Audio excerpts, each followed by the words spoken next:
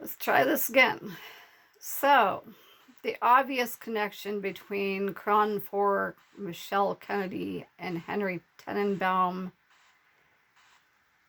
and the myredbook.com Republican mob felon Herbert family is that the myredbook.com Republican mob felon Herbert family was in the news business at one point and owned some newspapers or something like that. Anyway, I'm not sure how far back that goes. Must go back a long ways. In addition, yes, I am aware that the dermatologist that I had been seeing majored in chemistry as an undergrad. And I'm 99.9% sure that someone whispered in his ear that, I was pretty decent at chemistry. But at least with him, he didn't make an issue out of it and, try and be like, what's wrong with you? Why aren't you pursuing chemistry? He didn't try to dissect me or try and figure me out. He just let me be me. And that's something that I really appreciate about him, is that he's not trying to figure things out or dissect anybody. He just lets his patients be themselves.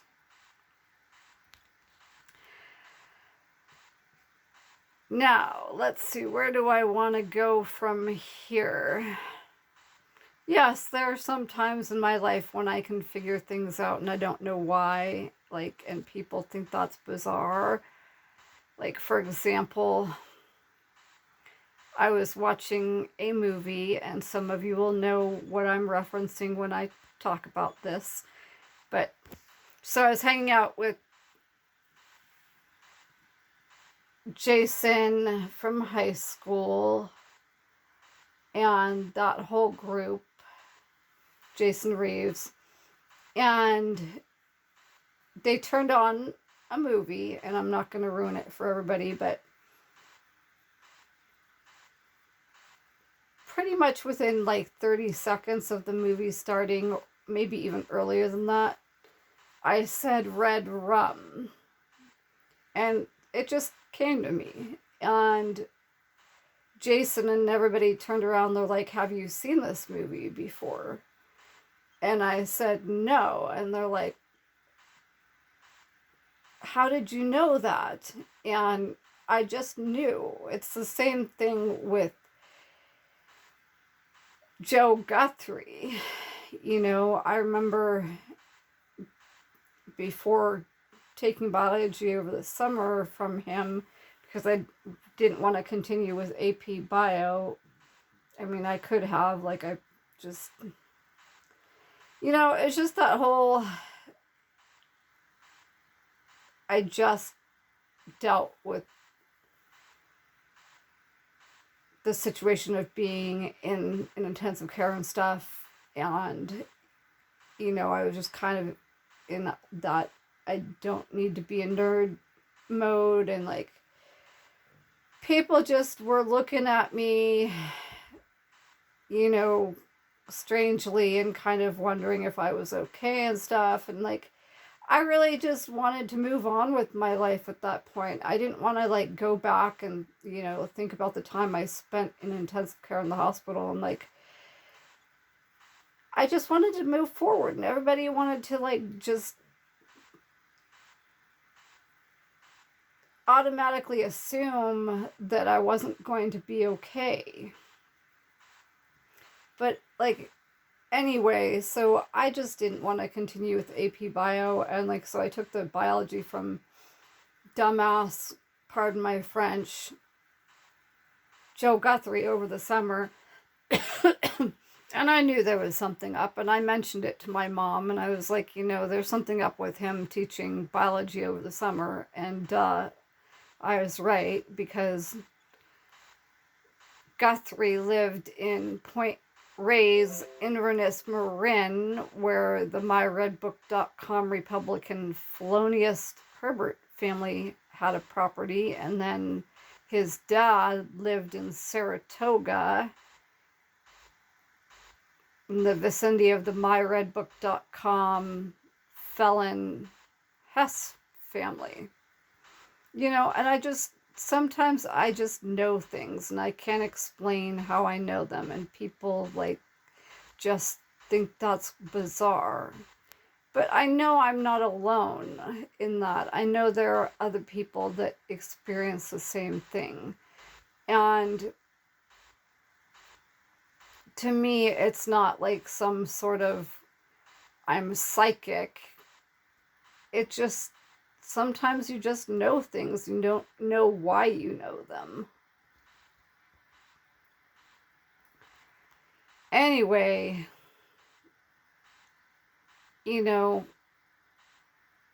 I have talked to other people that have experienced the same kind of thing that I have, where, you know, they just know things and they can't explain how they know it. So I know I'm not alone in that respect. And like,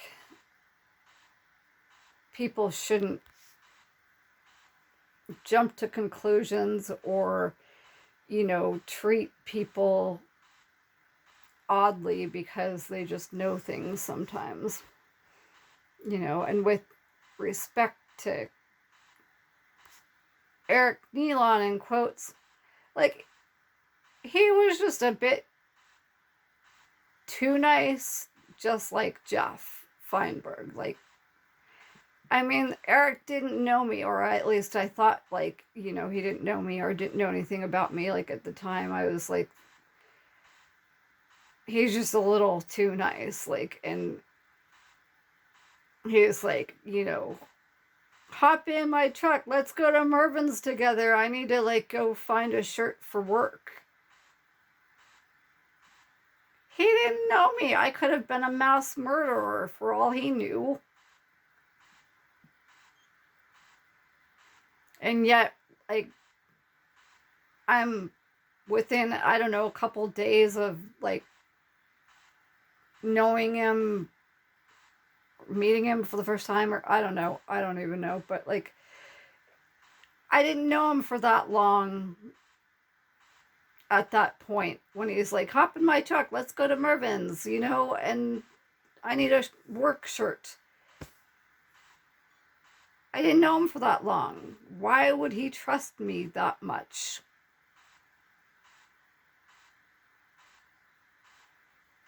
So when, you know, somebody is like, hop in my truck, let's go to Mervyn's, you know, and you don't know them for that long, like, you know something's up. It's pretty obvious that something's up when somebody trusts you so much in such a short period of time. I mean, sometimes there are just giveaways like that. That's why you know that there's something up.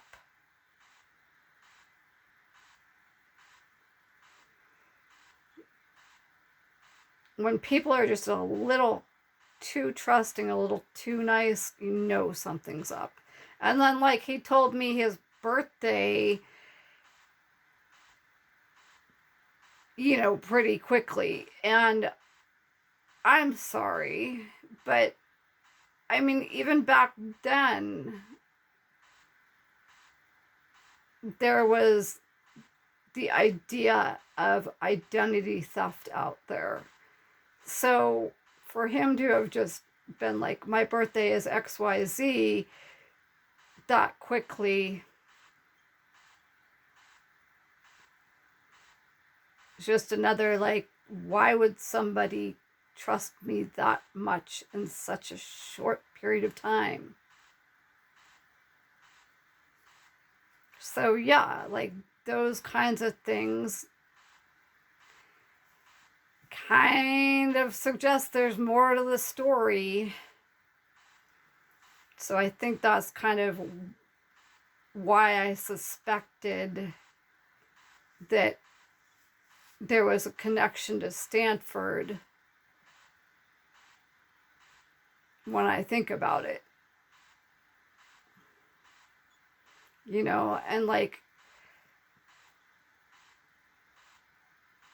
there are other things, like when I accidentally like jumped into third year music theory, and I can't tell you why, but like I picked it up super quickly and I shouldn't have, and like I figured out major chords, major minor chords, minor chords, dominant fifths, like probably within a day or two. And I had like music theory down when I shouldn't have. And like, just because other people kind of treat you like you're some kind of weirdo when you can do stuff like that, it's just, it makes me uncomfortable, and it probably makes other people have the same kind of reaction when they can do things that they can't explain, where it makes them uncomfortable. And it's just not a fun kind of experience when people treat you like you're some kind of thing to dissect and figure out.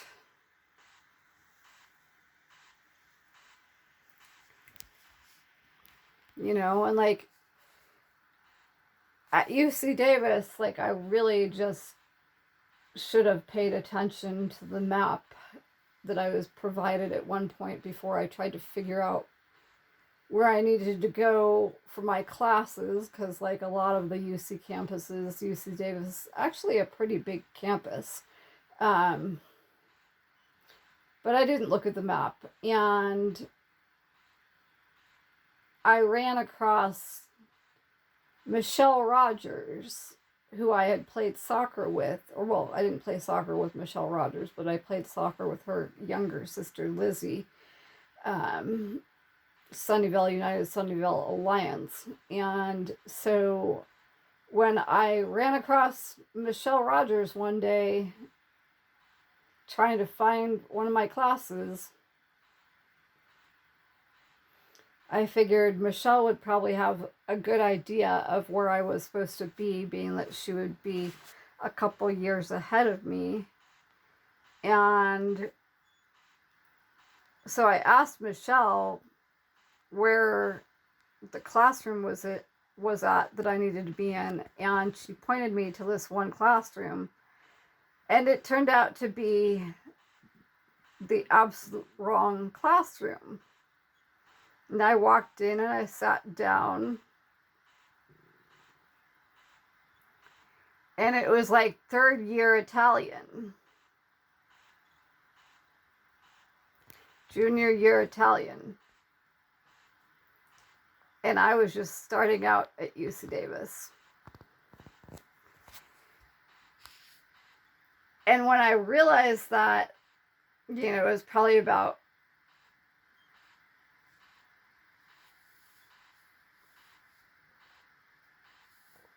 when the professor, it was a female professor, when she started taking attendance, I realized I was in the wrong class.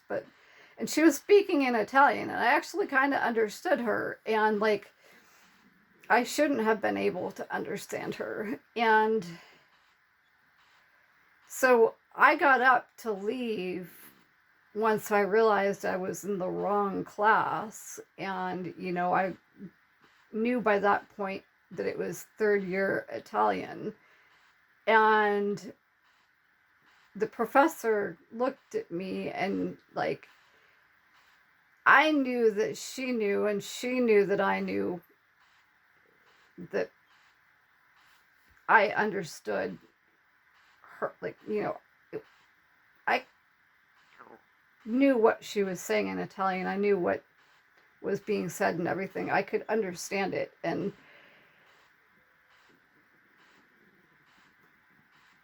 she was like, "Don't leave." you understand this. I can see it, that you understand it. And like, you know, you'd be fine in this class. And she was probably right, you know, but just why? Like, why do I want to be in that class? And like,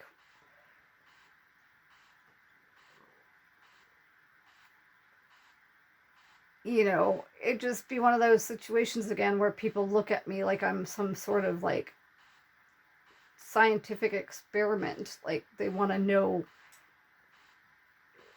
why I can do that. And I'm not a scientific experiment. I'm a human being.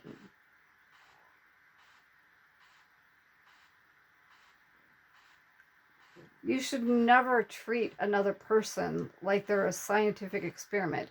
And I think that's one of the reasons that like Mike Gray and I kind of got along, especially like at prom that night. Like Mike Gray, by the way, he had been doing calculus in 3rd grade, and his parents wouldn't let him skip ahead either. And so I remember in 3rd grade, he like had this entire back of the classroom to himself, at least for math. And so he would sit and do calculus in the back of the classroom at this table by himself in 3rd grade. And, you know, so I think like at prom that night, when Mike Gray and I were playing games together and stuff, it was just kind of like, we kind of just get each other because he can do things that he can't explain, and I can do things that I can't explain, you know, and like, neither of us, we're going to treat each other like we're some kind of science experiment, like we're just some, you know, bizarre oddity, you know. And then just going back to my dermatologist, like that's something, you know, I think he kind of figured out, like that it bothers me a lot when people are like,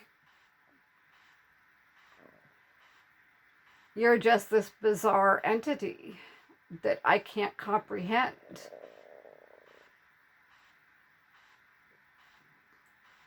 You know, and then going back to my mom, when I, you know, was like, there's something up with Joe Guthrie, and she like was, I mean, I love my mom, don't get me wrong, but like she was just dismissive, and like, you know, she was like, oh, you're just imagining it. And I wasn't imagining it. I was correct. I was right.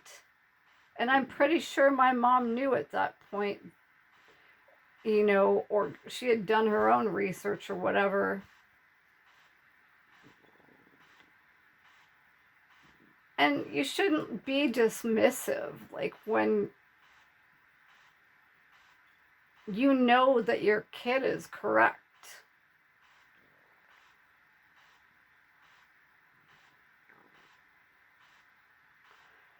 I mean, I can't go back and tell you now, like, how I would have reacted if my mother had have been like, you know, you're correct, you know. And maybe she didn't know. I don't know. But I was correct that there was something up with Joe Guthrie. And that being that he lived in Point Reyes, Inverness, Marin. Joe Guthrie just didn't come to Mountain View High School just on a whim.